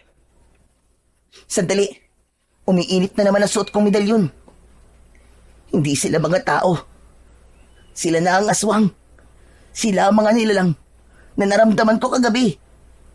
Diyos ko, anong klaseng nilalang ang mga yan? Takot na napasiksik si Soren kay Roland habang sila ay nasa unahan namin ni Esther. Humakbang sila paatras habang hindi inaalis ang paningin sa mga taong nakatayo sa unahan ng aming daan. At sa isang iglap, biglang nagbago ang anyo ng mga tao. Naging isang nakakatakot na halimaw, nakahawig ng kalabaw. Humaba ang kanilang dila, napilit kaming inaabot. Dahil sa bilis ng pangyayari, wala na akong ibang nagawa, kundi ang tumakbo. Takbo! Takbo na! Halos magkakasabay kaming lahat sa pagtakbo, papalayo sa mga nilalang na humahabol sa amin. Lintik na! Wala na bang katapusan to? Doon, sa gawing yun! Doon tayo magpunta! Bilisan nyo! Dahil sa pagmamadali naming makatakas, ay hindi na namin namalayan kung saan nawala si Esther. Nakalimutan ko, nahirap pala siyang tumakbo dahil sa sugat niya sa binti. Roland, Soren! Si Esther nawawala! Anak ng putya! Nasa si Esther? Hindi kami makabalik dahil malapit na kaming abutan ng mga aswang na humahabol sa amin. Si Esther! Balikan natin siya! Habang tumatakbo kami, ay biglang nanigas ang aming binti. Hindi namin maigalaw na parabang may malakas na puwersang pumipigil sa aming katawan. Roland! Hindi ko maigalaw ang katawan ko! Tulungan niyo ako! Ako rin, Fredo! Parang may bumabalot na malakas na puwersa sa katawan ko! Nakita ko rin si Zorin na hindi na rin nakakaalis sa kinatatayuan. Maya-maya pa ay dumating na ang mga aswang. Pinalibutan nila kami. Nakikiusap kami. Huwag niyo kami sasaktan. Wala kaming ginagawa masama sa inyo. Pakiusap. Imbis na magsalita, ay umangil ang nasa unahan ng hanay. Lumapit siya sa amin at pinahaba ang dila, saka idinikit yun sa aming pisngi. Nanginginig kami sa takot, pero pilit kaming nagpupumiglas. Si Roland ang hindi nila malapitan dahil sa suot niyang medalyon. Pero kaming dalawa ni Zorin, pinagkakaguluhan kami ng mga aswang na parabang ngayon lang sila nakakita ng tao. Lumayo ka! Lumayo ka sa akin! Ngunit hindi sila nakinig sa aming mga pakiusap. Isang malakas na suntok ang tumama sa aking tiyan. At kahit gusto kong hawakan ang aking tiyan, ay hindi ko yun magawa. Tama na! Huwag niyo saktan ang mga kaibigan ko! Sino ba kayo? Bakit niyo ba kami ginaganito? Maawa naman kayo! Umalingaw-ngaw ang hiyawan na parabang mga huni ng kwago. Habang pinagtutulungan kaming bugbugin ng mga ito, ng mga sandaling yon, iniisip ko na yun na ang katapusan namin. Kaya wala na akong nagawa, kundi ang humingi ng tawad sa mga kaibigan ko. Patawarin niyo ako. Patawad. Dahil dinala ko kayo rito. Patawarin niyo ako. Sa muling paglapat ng suntok ng aswang sa aking katawan, ramdam na ramdam ko ang sakit. Maya-maya pa ay biglang nagsalita si Roland. Malakas yun na sinabayan ng malakas na ihip ng hangin. Tinatawagan ko ang kapangyarihan ng medalyon! Sumanib ka sa amin upang makawala sa itim na kapangyarihang bumabalot sa aming katawan! Lahat ng biktimang namatay sa gubat na to, tinatawag ko kayo! Itaboy niyo silang lahat! Isang mas malakas na pag-ihip ng hangin ang humampas sa aming katawan. Kasunod ng pagtataboy sa mga aswang. Pilit nila kaming inaabot, ngunit bigo sila na mahawakan kami. Nawala ang malakas na puwersang bumabalot sa aming katawan. Dahil doon, napaluhod kaming tatlo sa lupa. Hindi napigilan ni Soren ang hindi magtaka sa kapangyarihang yon ni Roland. Ano ba talagang klaseng medalyon yan, Roland? Akala ko walang silbi ang bagay na yan. Hindi ko rin nakalain na mayroon palang ganitong klaseng kapangyarihan ang medalyo ni Lola. Ngayon ko lang ito nasubukan Kahit anong klaseng medalyon pa yan, ang mahalaga, iniligtas niya tayo. Tara na, kailangan nating mahanap si Esther. Ano? Babalik tayo sa lugar na yun para hanapin si Esther? Oo, Soren. Nasa panganib siya. Kailangan natin siyang balikan. Aswangan lahat ng mga nakatira rito. Natitiyak ko na napadpad tayo sa lungga ng mga aswang. Totoo bang sinasabi mo, Roland? Oo, sapagkat ang kapangyarihang bumalot sa atin ay kapangyarihang taglay ng isang malakas na aswang. Maaaring ang mga nilalang na yon ay alagad ng isang malakas na aswang na umaatake gamit ang isang itim na mahika. Diyos ko, makakalabas pa ba tayo rito ng buhay? Tiwala lang sa Diyos. Tiwala lang. Yun ang pinakamalakas na sandata natin laban sa kanila. Ang mabuti pa, iwanan na natin ang mga bag natin at dalhin na lang natin ang mahalagang bagay. May punto ka sa sinabi mo, Roland. Tara na, hanapin na natin si Esther. Iniwan namin ang bag sa gilid ng malaking kahoy. Nagdala lang kami ng flashlight. Malalaki ang hakbang na naglakad kami pabalik sa lugar kung saan namin naiwan si Esther. Ngunit wala na ang kaibigan namin. Dismayado kaming umalis sa lugar na yon. Anak ng putya! Nawawala na si Esther! Paano na to? Hindi kaya patay na siya? Huwag ka nga magsalita ng ganyan sa kaibigan natin. Pambira ka naman, Soren, Pero nasan nga siya? Nasan si Esther? Bigla kaming natigilan nang makita ang ilang mga kalalakian na abala sa pag-aasa ng itak. Ang iba nagtutulis ng kahoy. Nag-uusap ang mga ito. Napaatras kami at hindi kagad nakapagsalita. Hindi nila napapansin ang presensya naming tatlo. Sige, tulisan niyo pa mga sibat. Huwag kayong magkakamali. Dahan-dahan ang ginawa naming pag-atras dahil iniisip namin na aswang din sila. Kagaya ng mga nilalang na umatake sa amin kanina. Habang hindi namin inaalis ang paningin sa kanila, nagtago kami sa likod ng isang malapad na puno. Lalapit ako sa kanila. Magbabakasakali ako na matutulungan nila tayo. Hindi ba't sabi ni Roland, baka aswang ang mga yan? Kaya nga magbabakasakali ako, di ba? Kung sa bagay, malay mo naman na mayroong tao pa rin na nakatira dito sa lugar na to. Isa pa, Hindi umiinit ang suot ko medalyon eh. Napasulyap ako sa medalyon ni Roland bago iniwan ng mga ito sa likod ng puno. Maingat akong lumapit habang abala pa rin sila sa kanilang mga ginagawa. Sinilip ko ang 3 lalaki na naghahasa ng dulo ng sibat. Ang isa naman ay may taklob ng tela sa ulo at panay ang hasa ng itak. Sa pagbabago ko sana ng pwesto, natapakan ko ang sanga ng puno. Sabay-sabay silang napatingin sa gawi ko. Kaya hindi na ako nagdalawang isip. Tumakbo ako sa kinaroroonan ni Soren at Roland. Tara na, tumakbo na tayo! Nakita nila ako! Teka, nasa si Roland? Fredo, biglang nawala si Roland eh. Ha? Nasaan siya? Saan siya nagpunta? Pero dahil narinig namin ang sigaw ng matandang namumuno sa kanila, napilitan kaming tumakbo at iniwan namin si Roland. Habulin sila! Huwag niyo silang hahayaan na makatakas! Ayun na sila, Soren! Bilis! Bilis naman tumakbo!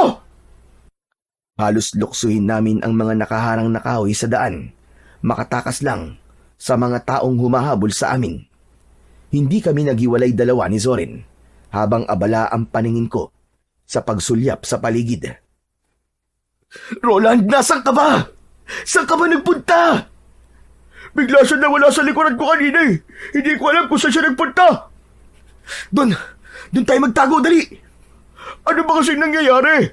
Hindi ko alam. Basta bilisan mo tumakbo. May mga sandata sila. Papatayin nila tayo kapag naabutan nila tayo. Bilisan nyo! Mga kasama! Baka makatakas sila! Yun ang narinig kong sigaw ng matandang nangunguna sa paghabol sa amin. Mas lalo namin binilisan ng pagtakbo. Pero dahil sa mga kahoy na nakaharang sa daan, natisod kami at bumagsak kami sa lupa. Nasugatan ako sa tuhod at si Soren naman, hindi niya ako iniwan. Sige na! Tumakas ka na, Soren! Iwanan mo ako! Iligtas mo ang buhay mo! Hindi! Hindi kita iiwan dito, Fredo! Huli na para tumakbo dahil napalibutan na kami ng mga lalaking may dalang sandata. Itinutok nila sa amin ang sibat. Subukan yung tumakbo. Kung hindi, yun na rin ang magiging katapusan ninyo. Nagkatinginan kaming dalawa ni Zorin. Itinaas namin ang dalawa naming mga kamay bilang pagsuko. Huwag niyo po kami sasaktan. Hindi po kami lalaban sa inyo. Mabilis kaming nilapitan ng mga tauhan ng matanda at sapilitang itinayo. Anong kailangan niyo sa amin? Bitiwan niyo ako! Bitiwan niyo ako! Sige, patayin niyo na lang kami nang matapos na ang paghihirap namin. Sandali nga. Kayo ang nangahas na pumasok sa lugar na to. Maniwala po kayo. Hindi po kami masasamang tao. Akala ko lang po mga aswang kayo kaya ako tumakbo eh. Inilapit kami sa matandang nakatayo. Seryoso ang kanyang muka habang titig na titig sa akin. Dinala niyo ang lalaking yon sa demonyo. Ho? Sino po lalaki, Lolo? Teka, hindi ko po kayo maintindihan eh. Hindi ako sinagot ng matandang lalaki. Sa halip tumingin siya sa kanyang mga kasama at nagsalita. Humanap na tayo ng masisilungan at isama ang 2 binatang yan. Bilis! Bago pa sila dumating. Sino po sila? Sino po? Sumagot kayo. Saan niyo po kami dadalhin? Nakikiusap po ako, pakawalan niyo na po kami! Lo, hindi po kami masamang tao, maniwala po kayo. Hindi po namin alam kung ano po sinasabi niyo eh. Kahit anong pagpupumiglas namin, ay hindi kami makawala sa pagkakahawak ng mga lalaki sa tigkabilaan naming mga braso. Wala na kaming nagawa nang kalad ka rin kami ng mga ito papunta sa ibang direksyon ng daan. Pagkalipas ng kalahating oras na paglalakad, ay narating namin ang kuta ng mga lalaking dumampot sa amin. Nang mga sandaling yon, ay kalat na ang dilim sa paligid. Maraming nakasinding sulo at halos maliwanag na ang lugar. na pinagdalhan sa amin. Nakita namin ang halos kasing edad naming mga lalaki na para bang nagsasanay sa paghawak ng armas. Sige na, pakawalan niyo na sila. Umupo kayo sa malaking bato na yan. Nagtataka kaming sumunod sa pinag-uutos ng matandang lalaki. Naupo siya sa harapan namin.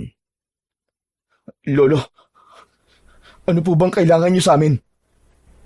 Inililigtas ko lang kayo. Ang naramdaman kong malakas na puwersa ay nanggaling sa pinakamalakas na medalyon ng lalaking kasama niyo kanina, hindi ba? Nagkatinginan kaming dalawa ni Zorin dahil sa pagtataka. Paano niyo po nalaman ang tungkol kay Roland? Hindi na mahalaga kung paano ko nalaman. Ang mahalaga, nandito kayo sa ligtas na lugar. Kanina po kasi sinabi niyong baka dumating sila. Sino po bang sila ang tinutukoy niyo, Lolo? Lolo Espilo, ang itawag niyo sa akin. Ang tinutukoy ko kanina ay ang mga aswang na bagat. Ang mga nilalang na totoong nakatira sa kagubatang ito. Sila ang mga nilalang na papatay sa inyo. Ano pong ibig niyo sabihin? Papatayin nila kayo bilang pag-aalay sa kanilang suprema. Suprema? Alay? Pero, mga lalaki po kami. Akala ko po ba dalagang birhen lamang ang inaalay? Hindi birhen, kundi isang binatilyong may suot na medalyong tres pico dignum o medalyong nag-uutos sa hangin para alisin ang malakas na puwersa ng kadiliman. Si Roland po ba? Siya po ba ang tinutukoy niyo, Lolo Espilo? Siya po ang alay? Oo, tama ka. Sapagkat dinala kayo rito upang maisagawa ang pag-aalay. Nagkatinginan kaming dalawa ni Zorin. Hindi namin maintindihan kung ano ang ibig sabihin ng matanda. Ang mga bagat ay aswang na binuhay ng isang anak ng demonyo. Sumasamba sila sa demonyo ng bundok. Kailangan nila ng pag-aalay ng isang tao na may dugo ng antingero. At marahil sa mga sandaling ito, ang kaibigan nyo na si Roland ay nasa mga kamay na nila. Napili nila ang kaibigan nyo para siya ang gawing alay. Kung totoo po ang sinasabi niyo, Lolo Espilo, kailangan po ni Roland ng tulong namin. Hindi magiging madali ang paglaban sa kanila sapagkat balot sila ng kapangyarihang itim. At nang makita kita, Fredo po. Ako po si Fredo. Siya naman po si Zorin. Nang makita kita kanina, Fredo, marahil ikaw na nga ang binatang matagal ko nang hinihintay. Ano po? Hinihintay niyo po ako? Oo. Nakita ko sa iyo ang isang kakaibang liwanag na nagsasabing ikaw ang karapat-dapat para sa makapangyarihang tungkod. Ho? Paano po si Fredo? Ngayon lang naman po namin kayo nakausap Hindi ako isang ordinaryong tao lamang. May kakayahan akong makakita sa inaharap. Isa akong babaylan. Kaya nga alam ko na sa mga sandaling ito, nasa piling na ng mga bagat ang kaibigan ninyo. Ngayon na magaganap ang pag-aalay, kunin mo, Fredo, ang tungkod dito. Hawakan mo. Inabot sa akin ni Lolo Espilo ang tungkod. At nang hawakan ko yun, biglang nawala ang sugat ko sa tuhod. Lumiwanag din ang paningin ko na kahit gabi na, ay malinaw kong nakikita ang paligid. Sa pagbibigay sa iyo ng kapangyarihang makakita ng liwanag sa dilim, palatandaan yan na ikaw na nga ang itinakda. Paano po kayo nakarating dito kung lungga po ito ng mga aswang na bagat? Tinawid namin ang mga sagradong bundok para hanapin ang lugar na to. Marami sa mga kapamilya namin ang pinatay ng mga aswang na yun. Kasama na roon ang aking anak. Pumunta kami rito para isalba siya. Pero huli na pala kami ng dating. Teka lang, ano po bang sagradong bundok ang tinutukoy nyo? Hindi po ba ito po ang bundok ng Kapalongga? Hindi. Sapagkat ang lugar na ito ay ang bundok ng Tabor, ang tahanan ng mga aswang. Binago ng mga aswang ang kwento para isipin na ito ang bundok ng Kapalongga upang marami siyang maloko at madala sa lugar na ito. Ang tunay na sagradong bundok ay doon sa tapat ng bundok na to, at ang lugar na kinaroroonan mo ngayon ay lungga ng mga aswang. Kung ganun po, nagkamali kami. Naligaw po kami. Hindi niyo pa rin ba naiintindihan? Sinadya kayong iligaw. Dinala kayo rito. Paano po ito nagsimula, Lolo Espilo? Nangyari ang lahat ng ito nung panahon pa ng kaguluhan, nang sumiklab ang ikalawang digma ang pagdaigdig. May isang grupo ng mga lalaki na nakaranas ng paghihirap at sama-sama silang umakyat sa bundok ng Tabor upang ialay ang kanilang kaluluwa sa demonyo. Humingi sila ng tulong sa hari ng kadiliman para iligtas sa kanilang sarili, kapalit ng buhay ng isang lalaking may dugong antingero. Nang makita ng hari ang paghinagpis ng mga lalaki, binigyan niya ang mga ito ng kapangyarihan. Ano pong mangyayari sa kaibigan ko? Ang kaibigan mo ang kukumpleto sa ikasampung alay na hinihingi ng demonyo sa kanila. Kasabay ng ikasampung alay ang pagsalubong nila sa bagong suprema. Malakas siya at taglay ang kapangyarihang itim, at lalo silang mag-aasik ng lagim. Ilang buhay pa ang mawawala, at kapag hindi sila napigilan, ilang mga kagaya niyo pa ang mabibiktima para sa paggawa ng panibagong suprema. Kapag dumating ang bagong suprema, magiging malakas din ang kapangyarihan ng mga aswang at lalagpas pa ito sa karatig bundok. Tulungan niyo po ako. Iligtas po natin ang kaibigan ko. Maganda kayo. Lulusog na tayo. Ililigtas natin ang kaibigan nila. Ngunit bago ang lahat, mag-alay muna tayo ng huling dasal upang gabayan tayo ng Panginoon sa lakad natin. Sa pagpapatuloy ng aming pag-uusap ni na Lolo Espilo at Zorin, tumayo ang matanda at lumapit sa amin. Nagkamali siya ng taon dinala sa lugar na to, Fredo. Ang babaeng nagdala sa inyo rito ay ang kanilang suprema. Sinadya niya na madala kayo rito upang gawin ang pag-aalay ng buhay. Siya si Esther, ang babaeng nagdala sa inyo rito. Diyos ko! Isang aswang si Esther! Isang suprema, ang tagapagpatupad sa pag-aalay. Ang tungkod na hawak mo, Fredo, ang papatay sa kanya. Magagawa mong labanan ng itim niyang kapangyarihan sa oras na magkaharap kayo. Protektahan mo ang alay. Huwag mong hayaan na makuha niya ang kapangyarihan ni Roland. Sasama ho ako. Alam mo ba ang sinasabi mo, binata? Opo. Kahit wala akong kapangyarihan at matatakotin ako, handa po kong iligtas ang kaibigan namin. Kung buo ang loob mo, sige, sumama ka.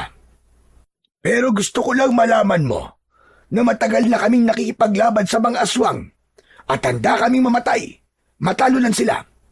Pero hindi namin kaya na may mamamatay ng dahil sa amin. Ikaw, handa ka ba? Opo, handa po ako. Alam ko na iniisip niyo po na hindi ko kaya, na wala po akong armas, na wala akong alam. Alam ko lang po, ay hindi ko kaya mabuhay na palagi na lamang natatakot. Kaya sasama po ako.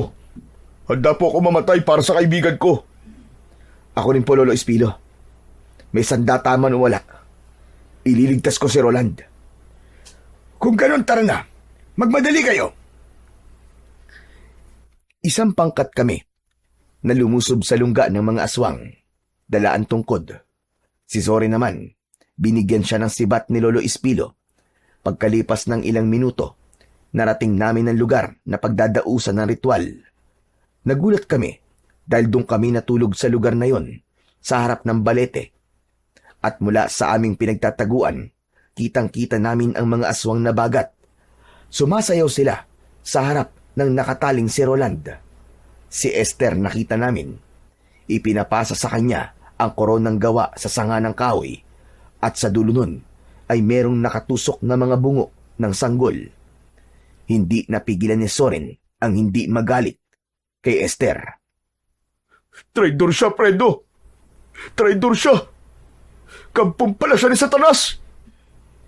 Pagmasdan nyo kung ano ang ginagawa nila. Bakit hindi pa tayo sumugod sa kanila, Lolo Espilo?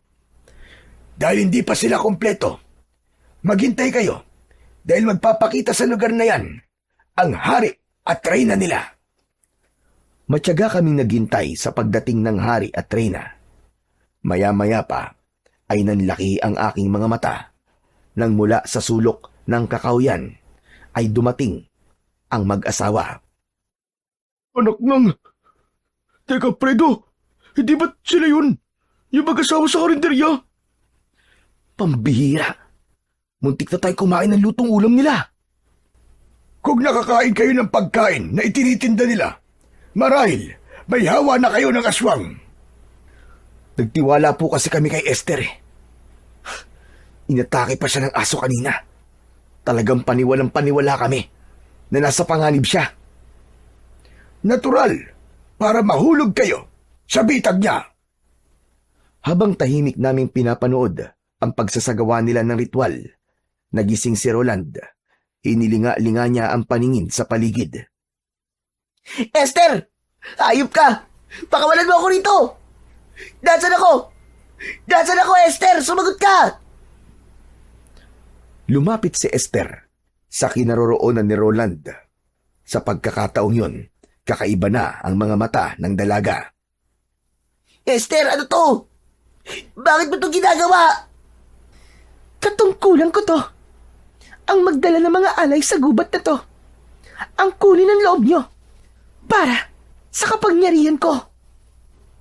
Hayop ka. Itinuring ka namin na kaibigan at higit pa sa kapatid. Paano mo nagawa sa amin to? Traidor ka! Kasalanan nyo. Kung madali kayong magtiwala. Ha! Wala kayo. Madali kayong mauto. Ang ibig mo sabihin ay nagkunwari ka lang. Arte mo lang ang lahat ng yun. Napakasama mo. Masahol ka pa sa demonyo. Kung ako lang ang kailangan mo, sana ako na lang. Hindi mo na sana dinamay pa ang mga kaibigan ko. Sino ba nagpilit na sumama rito, di ba? Si Fredo? Bakit hindi ko siya idadamay? Sa kagustuhan niya makakuha ng halamang gamot para sa nanay niya. Hindi ba't isinama niya kayo rito? Kaya, bakit ka sa akin nagagalit, ha? Pero bakit ako? Bakit ako? Dahil sa medalyon mo. Dahil sa dugong antingero mo. At sa lahat ng mga napili ko. Ikaw ang puro. At hindi ako nagkamali sa pagpili sa'yo. Hindi. Hindi, Esther. Hayop ka. Nasaan ang mga kaibigan ko? Wala na sila. Ang isipin mo yung sarili mo. Dahil iaalay na kita para sa aming Panginoon. Anong ginawa mo sa mga kaibigan ko? Hayop ka. Anong ginawa mo sa kanila? Ano? Imbis na sumagot si Esther, sinimulan na niya ang pagtaas ng punyal sa ere, habang ang kanyang alagad ay nagsimula ng sumayaw at lumikha ng nakakakalabot na pag-angil. Akma sanang magpapakita ko, pero pinigilan ako ni Lolo Espilo. Teka lang, hindi pa ito tamang oras.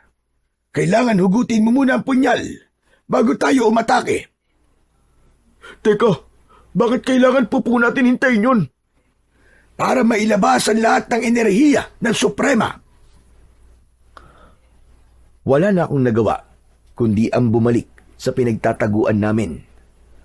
Maya-maya pa, ay umalingaw-ngaw na ang boses ni Esther. Mahal na Panginoon ng kadiliman, tanggapin mo ang alay ko. Umanib ka sa akin. Bigyan mo kami ng lakas at kasaganaan. Ang lahat ng alagad ni Esther, pati ang mag-asawang naroon, nagsimulang yumuko at tumayo habang nakapikit. Lumitaw ang kulay itim na usok sa paligid ni Esther. Kasunod, ang pagbabagong anyo niya. Mula sa pagiging tao, lumitaw ang dalawang sungay niya sa ulo. Humaba ang mga kuko. Tumubo ang mga pangil sa bibig at naging kulay pula ang mga mata. Sa isang iglap ay naging aswang na bagat si Esther. Nanlalaki ang mga mata ko dahil nakita namin ang nakakatakot na anyo ni Esther. Habang nakataas pa rin ang punyal sa ere. Ganap na ang kapangyarihang bumalot sa aking katawan. Sisimulan ko na ang pag-aalay sa iyo, mahal na Panginoon. Naghanda kami sa pag-atake habang hinihintay ang paghugot sa kaluban ng punyal. Magsipaganda kayo! Aatake na tayo!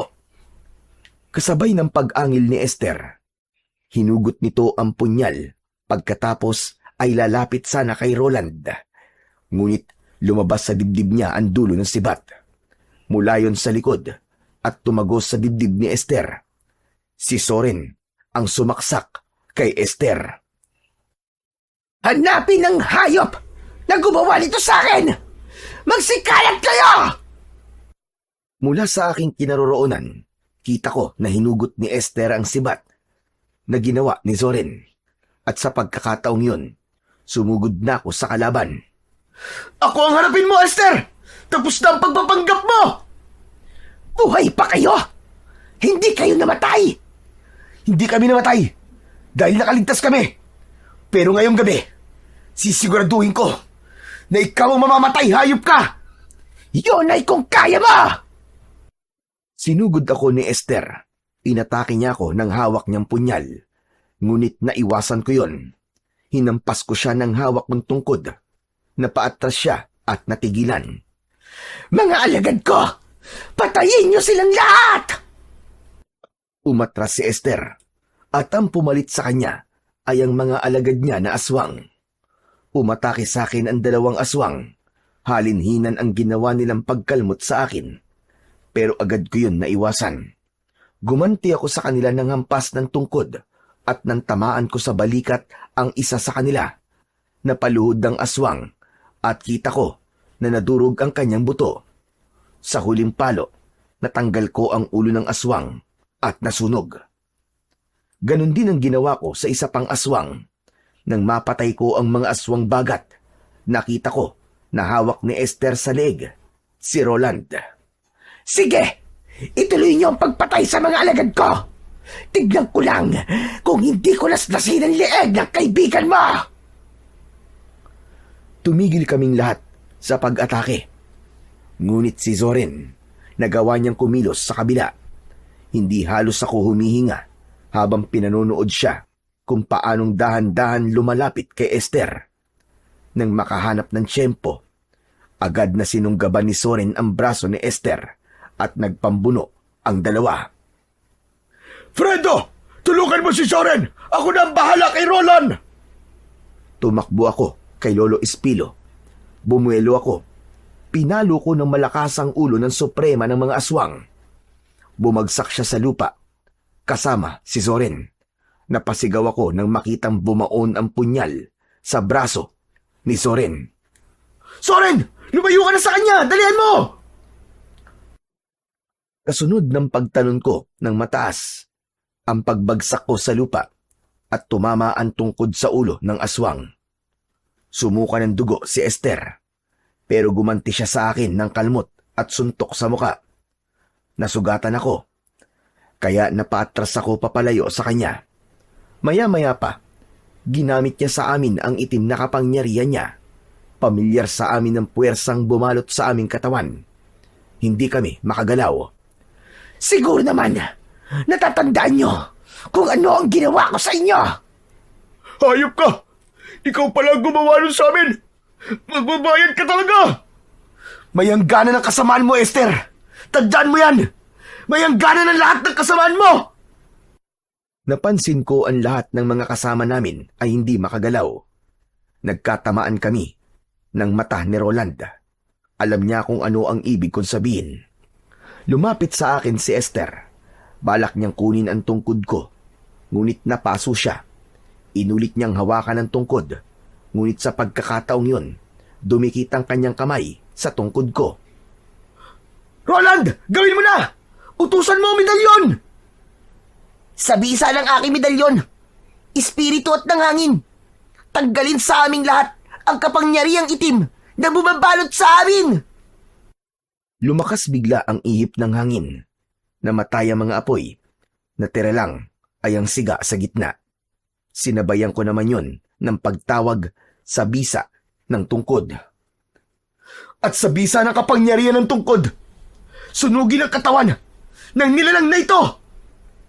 Nagkikikisay ang katawan ni Esther. Maging ang natitirang mga aswang na naroroon, na wala rin ng puwersang pumipigil sa aming katawan. Kanya-kanyang dampot ng sibat ang mga tao at sinaksak nila ang mga aswang.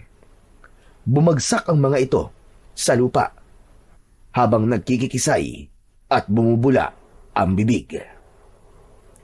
Hindi kayo magtatagumpay! Hindi kayo magtatagumpay! Ang masasamang nilalang na kagaya mo, ang hindi magtatagumpay! Magsama-sama na kayo ng mga kapwa mo demonyo sa impyerno!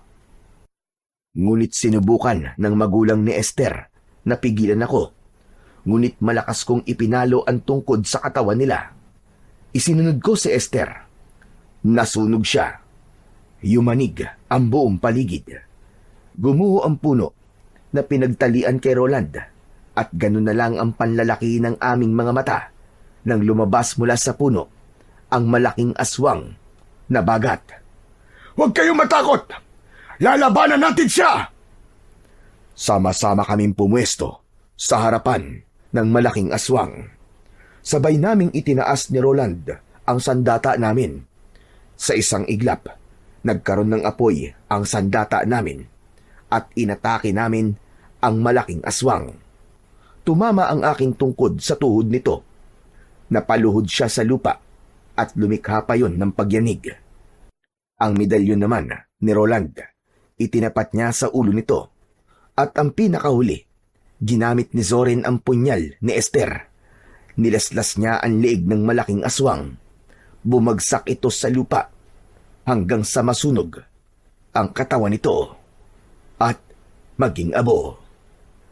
Sa awa ng Diyos, tuluyan na nating nabura ang lahi ng mga aswang na yun sa mundong ito. Matatahimik na ang kaluluwa ng aking anak, maging ng mga nabiktima ng mga aswang na yun. Maraming salamat po sa tulong niyo sa amin, Lolo Espilo. Hindi po namin kayo makakalimutan. Ako naman ay nagpapasalamat sa inyong lahat. Lalong-lalo na sa inyo, mga kaibigan ko. Soren, Fredo, kundi dahil sa inyo, baka patay na ako ngayon. Pero totoo niyan. Ako talaga nagligtas sa'yo, Roland eh. Di ba nakita mo, umikot pa nga ako sa likod ng puno. Nilabanan ko nga, pati takot ko eh. Ang galing ko, di ba? Oo na. Salamat. Ang kulit mo. Sabay gulo ni Roland sa buhok ng kaibigan namin na si Zoren. Hindi rin ako makapaniwala na magagawa ni Zoren ang bagay na yon dahil siya talaga ang matatakutin. Tama ang sinabi niya. Nilabanan niya ang sariling takot para sa amin na mga kaibigan niya dahil sa pagmamahal niya sa amin. Mas nanaig ang kanyang kagustuhan na mailigtas si Roland. Bueno, natapos na ang pag-aasik nila ng lagim.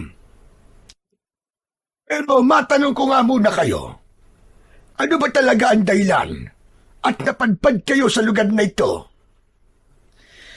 Ang totoo po niyan, Lolo Espilo nagpunta po kami rito para po sa turmeric na gamot kay nanay upang mapigilan po ang pagkalat ng kanser sa katawan niya. May taning na po kasi ang buhay ng nanay ko. Aba, meron akong tanim na mga luya na makatutulong upang mapigilan ang pagkalat ng kanser ng iyong ina. Pero kahit uminom siya nun, iba pa rin talaga ang may pananalig ka sa Panginoong Diyos. Tama po kayo. Tanging ang Diyos lamang po ang magpapasya sa buhay natin.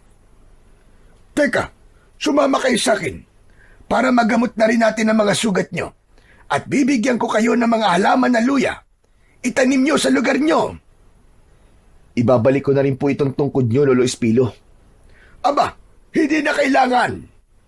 Itusok mo lang yan sa lupa dahil hindi na yan magagamit kahit kailan. Wala na yung bisa dahil patay na ang mga aswang na bagat. Itinusok ko ang tungkod sa lupa at nasaksiyan ko ang pagbabago ng itsura nito. Naging bulok na kahoy ito at naglaho ang presensyang nararamdaman ko. Pagkatapos naming mag-usap, ay umalis na kami sa lugar na yon. Bumalik kami sa kuta ni na Lolo Espilo at ng mga tauhan niya. Nakita naming magkakaibigan ang mga halaman na luyang dilaw, saka ibinigay sa amin upang itanim.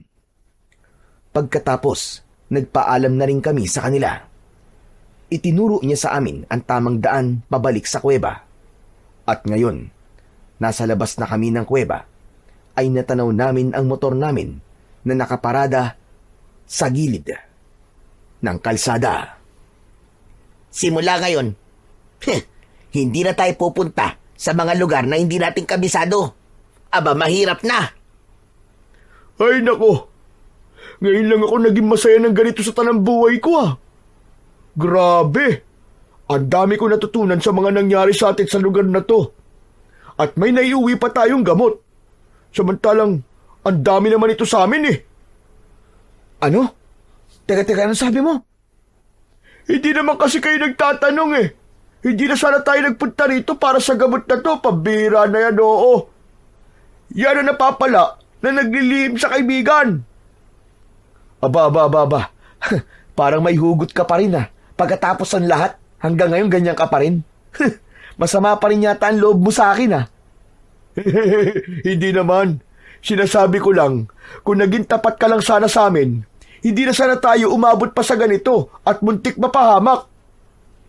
Di bale, may maganda rin naman nangyari sa Oren eh. Dahil nalaman natin na traidor si Esther. Biruin nyo, 1 taon natin siyang nakasama, aswang pala ang dinapurak ng lintik na yon, suprema pa. Tsaka alam nyo kung ano pa yon? Nalaman natin na buo ang samahan natin at walang makakatalo sa atin na kahit na anong puwersa ng kadiliman. Tama ka. Paano ka ba nawala sa tabi ni Zorin, ha, Roland? Nakita ko kasi si Esther eh. Yun, lumapit ako sa kanya. Inihipan niya ng pulbos ang palad niya. Tapos, nalanghap ko yun. Yun, nawalan ako ng malay. Tapos paggising ko, nakatali na ang mga kamay at paa ko. Nakita ko si Esther. Nako, ibang-iba na ang itsura niya. Pero ngayon, tapos nang nakakakilabot na karanasan na yun, guys. Oh, paano? Ano pang ginagawa natin? Umuwi na tayo. Magiinuman tayo sa bahay. Sagot ko. Sakay ng aming mga motor, ay nilisan namin ang lugar na yon. Pagkalipas ng 6 na oras na pagbiyahe, ay ligtas kaming nakauwi sa bahay naming magkakaibigan. Ipinagpatuloy namin ang trabaho namin bilang isang gasoline boy sa Lucena. Sa ngayon, ang 6 na buwan na taning kay nanay ay umabot pa ng 5 taon. Pero binawian din siya ng buhay dahil sa ibang mga komplikasyon. Ngunit malaki ang naitulong ng luya kay nanay at ang pananampalataya namin sa Panginoong Diyos. Sa idinugtong na buhay na 5 taon sa kanya, ay ipinadama kong mabuti kay nanay ang pagmamahal ko sa kanya. Kaya nang lumisan siya, ay wala kong ibang pinagsisisihan, kundi ang panghihinayang sa ibang mga taon na hindi ko siya pinahalagahan noon. Ang sabi nga, maaaring iba-iba ang ama natin, ngunit ang ating ina, kahit magpalit-palit siya ng lalaki, nag-iisa lang ang nanay natin. walang kapantay, walang kapalit, at walang katumbas na halaga sa mundo. Ang maipapayo ko lang sa lahat ng mga anak na kagaya ko, maswerte kayo dahil kasama niyo pa ang nanay niyo. Dahil mahirap mawalan ng isang ina, lalo na ang isang mabuting ina. Kaya habang buhay pa siya, huwag nating palampasin ang bawat sandali na ipadama sa ating nanay ang pagmamahal natin. Natutunan ko sa mga kaibigan ko na mahalaga pa rin ang tiwala at hindi magsisinungaling. Dahil sa bandang huli, sila ang tutulong sa atin sa oras ng kagipitan. Ang kwentong inyong napakinggan ay nagpapatunay na hindi kayang talunin ng kahit na anong dilim o panganib ang totoong pagsasamahan. Sa bawat unos na kanilang hinarap, lalong tumibay ang kanilang tiwala at pagmamahal sa isa't isa. Ang mga pagsubok ay nagsilbing apoy na naglinis sa kanilang puso, nagpapatunay na ang pagkakaibigang totoo ay mananatiling matatag, liwanag sa gitna ng kadiliman, at lakas sa oras ng kahinaan.